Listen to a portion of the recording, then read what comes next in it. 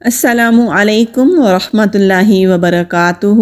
اللہم صلی وسلم علی نبینا محمد۔ جب مشرکین مکہ نے آپ صلی اللہ علیہ وآلہ وسلم اور مسلمانوں پر ظلم و ستم کی انتہا کر دی تو ان ستم رانیوں کے مقابل حکمت کا تقاضا یہ تھا کہ رسول اللہ صلی اللہ علیہ وآلہ وسلم مسلمانوں کو قولاً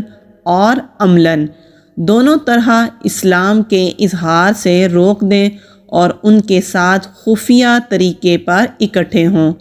کیونکہ اگر آپ صلی اللہ علیہ وآلہ وسلم ان کے ساتھ کھلم کھلا اکٹھا ہوتے تو مشرکین آپ صلی اللہ علیہ وآلہ وسلم کے تزکیہ نفس اور تعلیم کتاب اور حکمت کے کام میں یقیناً رکاوٹ ڈالتے اور اس کے نتیجے میں فریقین کے درمیان تصادم ہو سکتا تھا۔ اسی طرح ایک بار کفار قریش کے کچھ لوگوں نے صحابہ کرام علیہم اجمعین کو نماز پڑھتے ہوئے دیکھ لیا تو گالم گلوچ اور لڑائی جھگڑے پر اتر آئے۔ حضرت سعد بن ابی وقاص رضی اللہ عنہ نے ایک شخص کو ایسی ضرب لگائی کہ اس کا خون بہہ پڑا، اور یہ پہلا خون تھا جو اسلام میں بہایا گیا۔ اس طرح یہ صورتحال واضح تھی کہ اگر اس طرح کا ٹکراؤ بار بار ہوتا اور طول پکڑ جاتا تو مسلمانوں کے خاتمے کی نوبت آ سکتی تھی۔ لہٰذا حکمت کا تقاضا یہی تھا کہ کام پس پردہ کیا جائے۔ چنانچہ عام صحابہ کرام علیہم اجمعین اپنا اسلام، اپنی عبادت، اپنی تبلیغ اور اپنے باہمی اجتماعات سب کچھ پس پردہ کرتے تھے۔ البتہ رسول اللہ صلی اللہ علیہ وآلہ وسلم تبلیغ کا کام بھی مشرکین کے روبرو کھلم کھلا انجام دیتے تھے اور عبادت کا کام بھی۔ کوئی چیز آپ صلی اللہ علیہ وآلہ وسلم کو اس سے روک نہیں سکتی تھی، تاہم آپ صلی اللہ علیہ وآلہ وسلم بھی مسلمانوں کے ساتھ خود ان کی مصلحت کے پیش نظر خفیہ طور سے جمع ہوتے تھے۔ ظلم و ستم کا سلسلہ نبوت کے چوتھے سال کے درمیان یا آخر میں شروع ہوا تھا اور ابتدا میں معمولی تھا، مگر دن بدن بڑھتا گیا، یہاں تک کہ نبوت کے 5ویں سال کا درمیان آتے آتے یہ ظلم و ستم اپنے شباب کو پہنچ گیا، حتیٰ کہ مسلمانوں کے لیے مکہ میں رہنا دوبھر ہو گیا اور انہیں ان ستم رانیوں سے نجات کی تدبیر سوچنے کے لیے مجبور ہو جانا پڑا۔ انہی سنگین اور تاریک حالات میں سورہ کہف نازل ہوئی۔ یہ اصلاً تو مشرکین کے پیش کردہ سوالات کے جواب میں تھی، لیکن اس میں جو 3 واقعات بیان کیے گئے، ان واقعات میں اللہ تعالیٰ کی طرف سے اپنے مومن بندوں کے لیے مستقبل کے بارے میں نہایت واضح اشارات تھے۔ چنانچہ اصحاب کہف کے واقعے میں یہ درس موجود ہے کہ جب دین اور ایمان خطرے میں ہو تو کفر و ظلم کے مراکز سے ہجرت کر کے تن بتقدیر نکل پڑنا چاہیے، اور جب تم ان سے اور اللہ کے سوا ان کے دوسرے معبودوں سے الگ ہو گئے تو غار میں پناہ گیر ہو جاؤ، تمہارا رب تمہارے لیے اپنی رحمت پھیلا دے گا اور تمہارے کام کے لیے تمہاری سہولت کی چیز تمہیں مہیا کر دے گا۔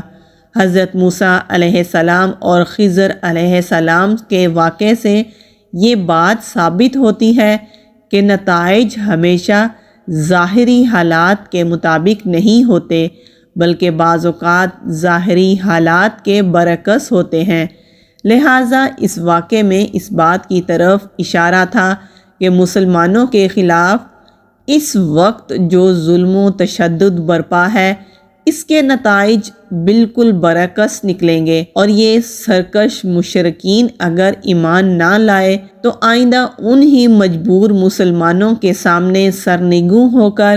اپنی قسمت کے فیصلے کے لیے پیش ہوں گے۔ ادھر رسول اللہ صلی اللہ علیہ وآلہ وسلم کو معلوم تھا کہ نجاشی شاہ حبشہ ایک عادل بادشاہ ہے وہ کسی پر ظلم نہیں کرتا۔ اس لیے آپ صلی اللہ علیہ وآلہ وسلم نے مسلمانوں کو حکم دیا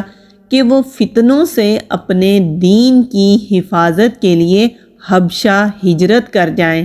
اس کے بعد ایک طے شدہ پروگرام کے مطابق رجب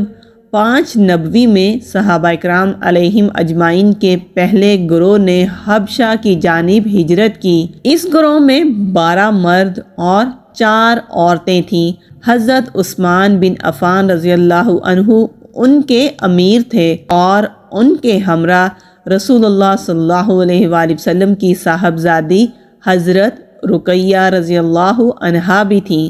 رسول اللہ صلی اللہ علیہ وآلہ وسلم نے ان کے بارے میں فرمایا کہ حضرت ابراہیم علیہ السلام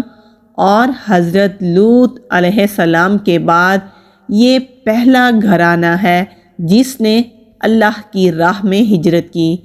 یہ لوگ رات کی تاریکی میں چپکے سے نکل کر اپنی نئی منزل کی جانب روانہ ہوئے۔ رازداری کا مقصد یہ تھا کہ قریش کو اس کا علم نہ ہو سکے۔ رخ بحیرہ احمر کی بندرگاہ شعیبہ کی جانب تھا۔ خوش قسمتی سے وہاں 2 تجارتی کشتیاں موجود تھیں جو انہیں اپنے دامن عافیت میں لے کر سمندر پار حبشہ چلی گئی۔ قریش کو کسی قدر بعد میں ان کی روانگی کا علم ہو سکا، تاہم انہوں نے پیچھا کیا اور ساحل تک پہنچے، لیکن صحابہ کرام علیہم اجمعین بہت آگے جا چکے تھے، اس لیے ان کو نامراد واپس آنا پڑا۔ ادھر مسلمانوں نے حبشہ پہنچ کر بڑے چین کا سانس لیا۔ اسی سال رمضان شریف میں یہ واقعہ پیش آیا کہ نبی کریم صلی اللہ علیہ وآلہ وسلم ایک بار حرم تشریف لے گئے۔ وہاں قریش کا ایک بہت بڑا مجمع تھا، ان کے سردار اور بڑے بڑے لوگ جمع تھے۔ آپ صلی اللہ علیہ وآلہ وسلم نے ایک دم اچانک کھڑے ہو کر سورہ نجم کی تلاوت شروع کر دی، لیکن جب نبی کریم صلی اللہ علیہ وآلہ وسلم نے اچانک اس سورہ کی تلاوت شروع کر دی اور ان کے کانوں میں ایک ناقابل بیان رعنائی اور دلکشی اور عظمت لیے ہوئے کلام الہی کی آواز پڑی تو انہیں کچھ ہوش نہ رہا۔ سب کے سب بہت غور اور توجہ کے ساتھ سننے لگے۔ کسی کے دل میں اور کوئی خیال آیا ہی نہیں، یہاں تک کہ جب آپ صلی اللہ علیہ وآلہ وسلم نے سورہ نجم کے آخر میں دل دہلا دینے والی آیات تلاوت فرما کر اللہ کا یہ حکم سنایا کہ اللہ کے لیے سجدہ کرو اور اس کی عبادت کرو، اور اس کے ساتھ ہی آپ صلی اللہ علیہ وآلہ وسلم نے سجدہ فرمایا، تو کسی کو بھی اپنے آپ پر قابو نہ رہا اور سب کے سب جو وہاں موجود تھے سجدے میں گر پڑے۔ حقیقت یہ ہے کہ اس موقع پر حق کی رعنائی اور جلال نے متکبرین کی ہٹ دھرمی کا پردہ چاک کر دیا تھا، اس لیے انہیں اپنے آپ پر قابو نہ رہا تھا اور وہ تمام لوگ بے اختیار سجدے میں گر پڑے تھے۔ بعد میں جب انہیں احساس ہوا کہ کلام الہی کے جلال نے ان کی لگام موڑ دی اور وہ ٹھیک وہی کام کر بیٹھے جسے مٹانے اور ختم کرنے کے لیے انہوں نے ایڑی سے چوٹی تک زور لگا رکھا تھا، اور اس کے ساتھ ہی اس واقعے میں غیر موجود مشرکین نے ان پر ہر طرف سے عتاب اور ملامت کی بوچھاڑ شروع کر دی، تو ان مشرکین کے ہاتھوں کے طوطے اڑ گئے اور انہوں نے اپنی جان چھڑانے کے لیے رسول اللہ صلی اللہ علیہ وآلہ وسلم پر ایک اور جھوٹ گھڑا کہ آپ صلی اللہ علیہ وآلہ وسلم نے ان کے بتوں کا ذکر اور عزت اور احترام کرتے ہوئے یہ کہا تھا کہ یہ بلند پایا دیویاں ہیں اور ان کی شفاعت کی امید کی جاتی ہے، حالانکہ یہ واضح جھوٹ تھا جو کہ انہوں نے گھڑ لیا تھا تاکہ نبی کریم صلی اللہ علیہ وآلہ وسلم کے ساتھ سجدہ کرنے کی جو غلطی ہو گئی ہے اس کے لیے ایک معقول عذر پیش کیا جا سکے۔ اور ظاہر ہے کہ جو لوگ نبی کریم صلی اللہ علیہ وآلہ وسلم پر جھوٹ گھڑتے اور آپ صلی اللہ علیہ وآلہ وسلم کے خلاف ہمیشہ سیسہ کاری اور جھوٹ باندھا کرتے تھے، وہ اپنا دامن بچانے کے لیے اس طرح کا جھوٹ کیوں نہ گھڑتے۔ بہرحال مشرکین کے سجدہ کرنے کے اس واقعہ کی خبر حبشہ کے مہاجرین کو بھی معلوم ہوئی، لیکن اپنی اصل صورت سے بالکل ہٹ کر،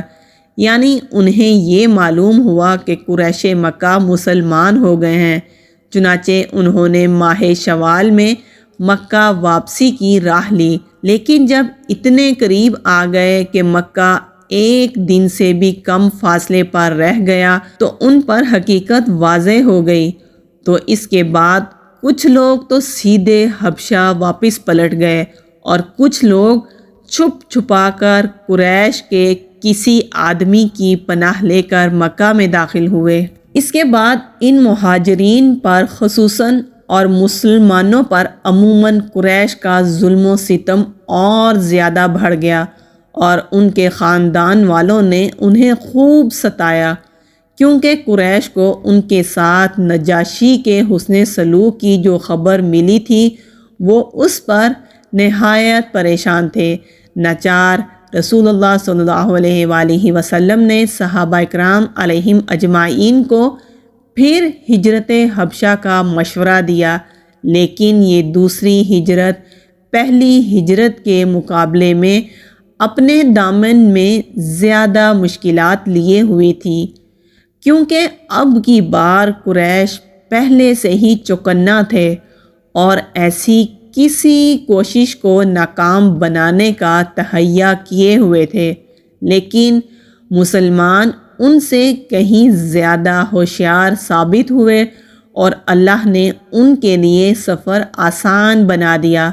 چنانچہ وہ قریش کی گرفت میں آنے سے پہلے ہی شاہ حبشہ کے پاس پہنچ گئے، اور اس دفعہ کل 82 یا 83 مردوں نے ہجرت کی اور 18 یا پھر 19 عورتوں کی تعداد بھی تھی جنہوں نے دوسری دفعہ ہجرت حبشہ کی۔